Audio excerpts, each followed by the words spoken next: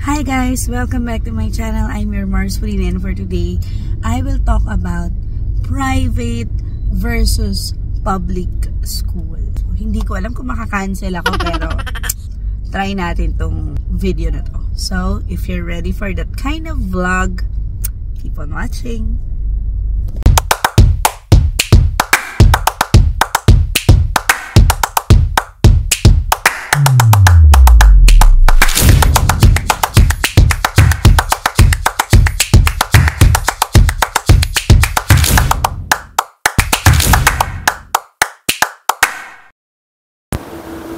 Hi guys! Para sa mga bago sa channel na to, I'm your Mars Pauline and I do have 4 kids. So this channel is more on motherhood, parenting, travels, food, and everything in between. So kung ganon ang klaseng content na gusto ninyo, consider subscribing onto this channel. And syempre, hit that notification bell na rin para ma-update kayo kapag nag-upload ako.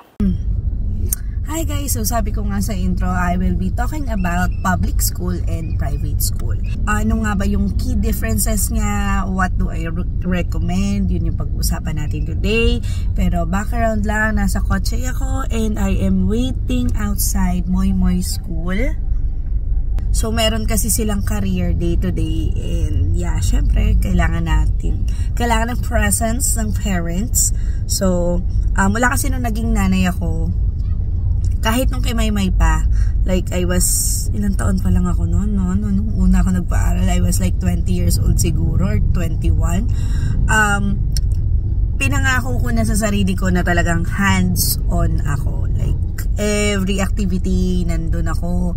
May trabaho man ako o wala, kailangan nandun ako. Kasi, wala lang, preference ko yon because my childhood kasi medyo busy yung mommy ko for, you know, working her ass off. So, there were times na wala siya. And hindi ko naman siya sinisisi. Kaya lang, I know, kumbaga, yung feeling ng wala kang parent sa school. So, enough of the background story. Bakit ko ba naisip tong vlog na to? It's because, yung mga kaibigan ko, nagtatanong, kasi ano na, right now is March 14. Nagsisimula na magpalista sa mga daycare, sa mga early enrollment, ganyan. So, tinatanong nila, lalo na dun sa mga first-time moms, yung mga ngayon pa lang nila ipapasok sa school yung mga anak nila. So, saan daw ba mas maganda? Kasi, aminin natin, ang mahal magpaaral ngayon. Like, Diyos ko na. Yung kinder ko, nasa 35,000. Wala pa yung books. So, umaabot siya ng 40K. Yung high school ko, nasa 50K. So, imagine mo, dalawang bata pa lang, nasa 100,000. So, it's really expensive. So, ano nga bang masasabi ko? Okay, so, simulan na natin to. Wala nang eme-eme. Let's go. Positive ng private school. Ang private school po ay magbabayad ka ng tuition fee and sila na yung bahala. Wag na tayong eme-eme dito. Sila na talaga yung bahala. Like, sila na yung bahalang magturo. Sila na, kapag nutrition month, sila nang bahala sa program. So, kapag ganito yung career day, sila nang bahala. Wala ka nang iintindihin. Halos wala ka nang iintindihin. All you need to do is to pay. Pay the fee that you need to pay and you're good to go. Number 2 is yung schedule nila is very organized. Kasi kung ano yung schedule na nangyari last year, most likely yun rin naman ang schedule this year. Alam mo yun, masyadong, kumaga, plansyado lahat. And there are schools na binibigyan ka na nila agad ng schedule for the next month. Like right now, last Feb, nakapost na dito sa labas ng school nila Moy Moy kailan yung exam, kailan yung mga activities, kailan yung mga ganon. Kasi, dahil busy nga ang mga parents, kailangan nating mag-leave sa trabaho, diba? Kailangan natin mag-file and leave. So, they take that into consideration.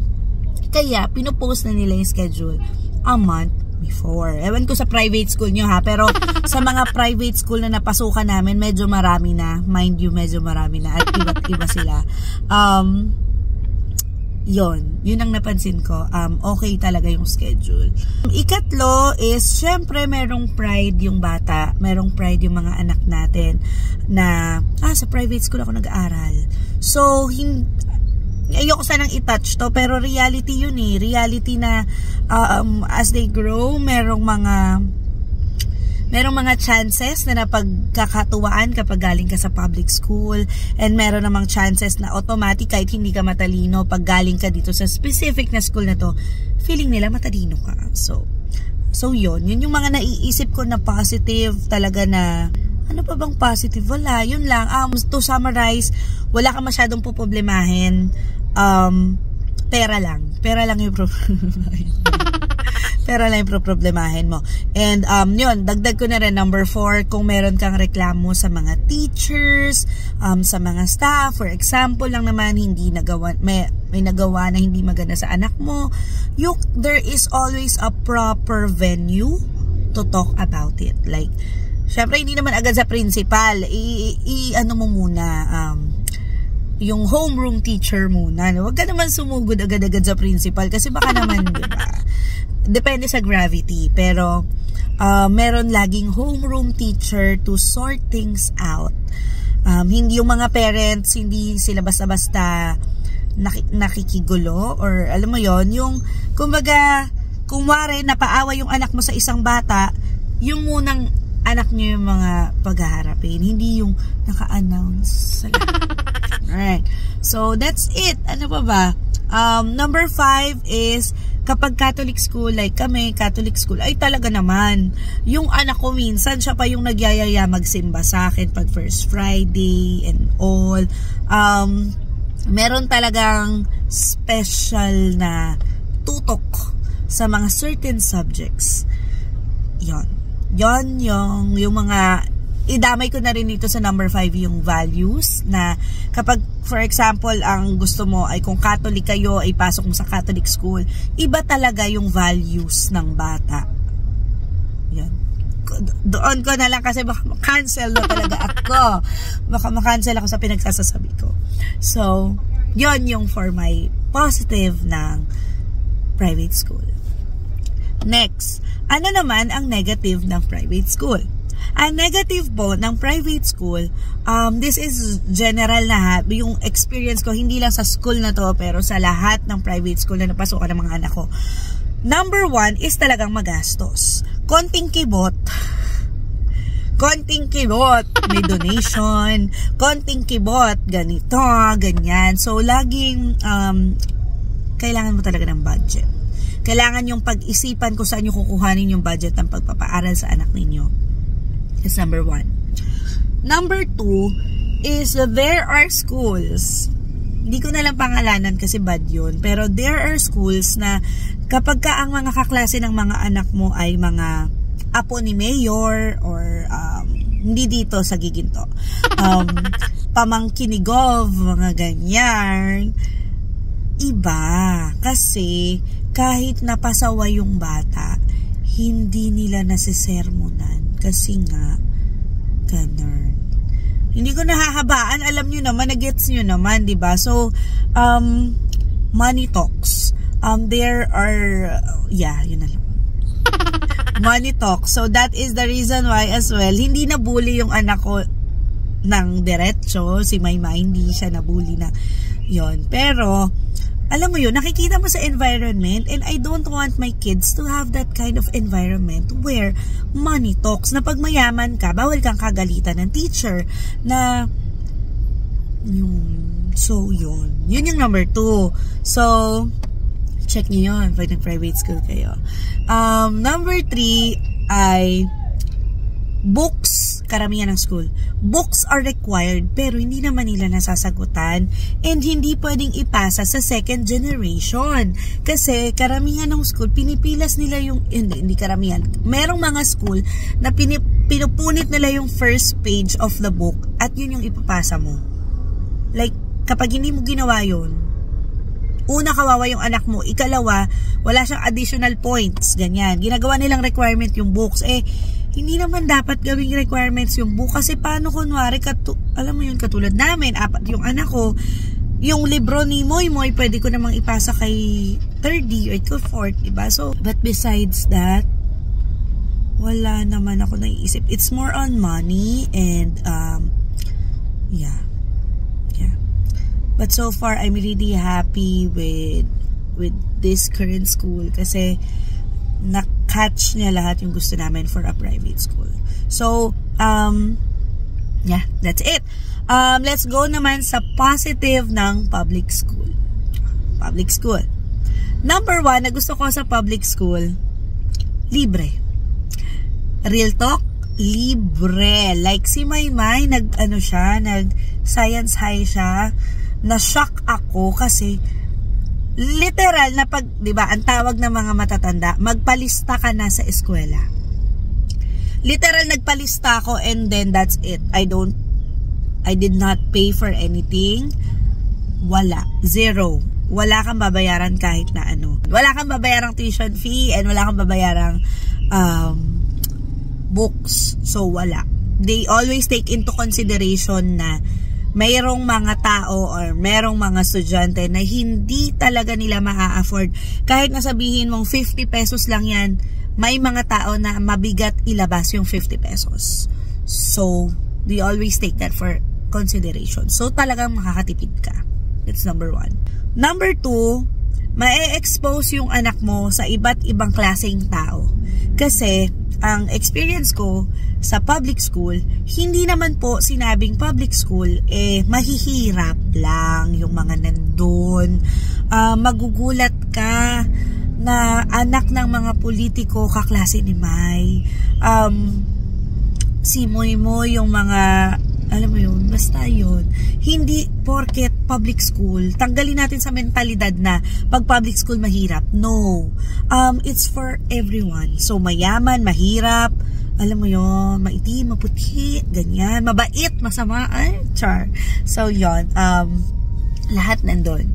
So, ma-expose yung anak mo at an early age or, you know, kung high school man, ma-expose sila na may ganito pala. May iba't ibang klaseng tao and it's okay. You need to, maganda yung yung pag-develop ng social skills nila.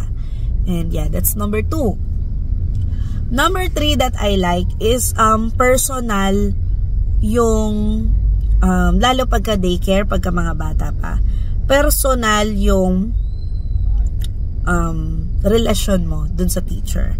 Like, it's as if kapitbahay mo lang yung teacher. Ganon. Kapag ka meron silang sasabihin, diretso nilang sasabihin sa'yo. Walang pa eme-eme and all. Mas personal. Mas totok yung parent and teacher communication. Overall, siguro ang masasabi ko na maganda sa sa public school is yung overall being, overall development ng anak mo, exposure sa iba't ibang klaseng tao, iba't ibang klaseng environment. Exposure is key na sa private school kasi medyo limited. Yeah. Tsaka mas nahahasa sila, this one for yung mga high school, mas nahahasa sila kasi grabe, ang tatalino ng bata sa public school. Like, talagang iba yung labanan ng talino. Kasi si Maymay grabe talaga. Yun nila yung masabi ko, sobrang tatalino ng mga bata, lalo na sa science ay sobrang talino nila. Like, nung lumipat si Maymay dito sa private school for her senior high, sisiw na sa kanya yung mga so, like, yeah. Okay, negative naman tayo sa public school. So, number 1, ito, lalo na to sa mga daycare. Sobrang kailangan mong maging hands-on. Kasi unlike the private school, sa public school, kayo-kayo yung magtutulungan. Dahil wala ngang funds na involved, wala kayong tuition fee na binabayaran. For example, yung nutrition month or yung supplemental feeding, kayo-kayong mga magulang ang magluluto ng pagkain. So, kung wala kang time, good luck. Kasi talagang kailangan ng presensya mo sa school. Wala ka nang pera, wala ka pang presensya. So, 'di ba? Yun lang kung kailangan lagi kang nandun sa school. Lagi kang ready na tumulong dun sa teacher. And yun yung isa sa negative na masasabi ko kasi paano pag ang busy mo? Katulad ako, stay at home na ako, pero ang dami ko pa rin ganap. So, alam mo yun, lalo na kumare sa hatid mo, isusundo mo. Tapos, meron ka pang may mga sandamakmak na meeting. So, medyo yun, negative siya for me. Number 2 is, hindi ganon ka ayos yung schedule kasi lahat nakadepende sa government. So, alam naman natin, ang gobyerno natin ay bigla-bigla na lang mag-announce. So, bigla-bigla din pong nag-iiba yung schedule ng mga bata. So, you really cannot plan ahead kung anong gagawin nyo sa buhay nyo. So, that's number 2. Number 3 is, dahil for over, alam mo yun, para nga sa lahat, ang public schools, yung values ay para din sa lahat. Hindi ko na makakancel, so gagandahan ko. Meron pong mga, for example na lang, sa religion, hindi ka pwede mag-expect ng First Friday Mass sa public school, diba? Kasi, syempre naman, to respect naman the other religions. Diba? Hindi, kung keen ka sa religious aspect ng well-being ng anak mo, public school is not for you. LGBT. So, kung yung pamilya nyo ay conservative at iba yung paniniwala nyo sa LGBT community, hindi ko rin masasabi na pwede ka sa public school. Kasi, for example, si Mai, no nag-public school siya, ang dami niyang opinion sa LGBTQ. Yun. I will stop there. So, yeah, yun. Iba-iba yung values, and you need your child to be really equipped for those values. Kasi kapag hindi stable, hindi matatag ang pundasyon sa bahay, yari ka, girl. Yari kayo doon, mom. So, pero yun nga, ang workaround naman doon is patibayin nyo ng husto yung pundasyon sa bahay bago nyo palabasin ang bata. So, yun. And, last siguro na negative is, sobra yung pressure. Si Maymay, I'm really happy with science high. Kaya lang inilipat ko siya sa kadahilan ng sobra na yung pressure sa kanya. Mentally, emotionally, physically, sobra yung pressure sa kanya ng science high. Kay Moy naman nung nag-public school siya, tsaka si 30 ngayon, hindi naman sila na pressure ng gusto kasi daycare naman, pero I'm pretty much sure na kung doon sila magtutuloy-tuloy, mape-pressure din sila katulad ni Mai kasi ang dami nyo sa isang room. And ibang klase nga talaga yung talino ng mga bata doon. So, pagka yung anak mo so lang at kailangan ng additional guidance, yun, baka ma-pressure yung bata at hindi na niya ma-enjoy ang pag-aaral. Kasi for me, studying should be fun. Studying should be, alam mo yun, it should be serious, but it's supposed to be fun din. So, yun ang aking mga comments. Nabigay ko na sa inyo yung positive and negative ng private and public school. To summarize na lang, kasi feeling ko kailangan ako sa loob.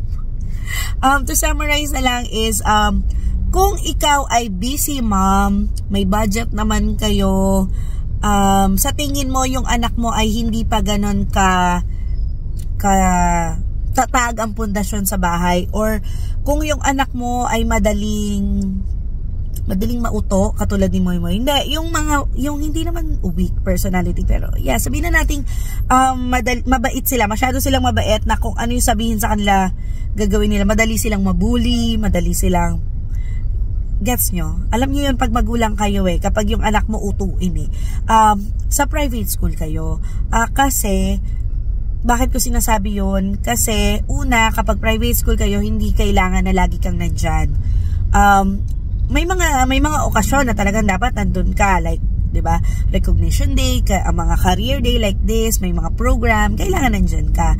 Pero not all the time. Sa isang buwan siguro, 'di ba? isang beses is okay na. Tsaka merong mga tutorial na pwede, may mga services na pwede pagka private school. And yung mga values ng mga bata nasa standardized. For example, ito nga, Catholic school. So, ang values nila ay pang Catholic school. I will stop there. So, yon. Kung ganun kang klaseng parents at ganun klase yung anak mo, go sa private school. Kapag ka naman, ikaw yung parent na una, wag na tayong anuhin, di ba? Walang budget pa, hindi pa ganun kalaki yung budget yung mag-asawa for schooling. Tapos, isa sa inyo ay pwede namang alam mo yun, maging katuwang ng teacher sa school, lalo na pagkabata pa yung mga bata, pwedeng magluto sa school, pwedeng maglinis sa school, pwedeng mag-gardening sa school. Pag nagpatawag yung teacher, ready kayo kagad. Kapag yung anak mo ay matibay, parang si Thirdy, matibay siya, kahit na sabihin mo sa kanyang, Thirdy, this is very nice. The ice cream is very nice. Sasabihin ni Thirdy, no, I don't like that. Thirdy, I will give you 5 pesos if you eat this ice cream. No, I don't like to eat the ice cream.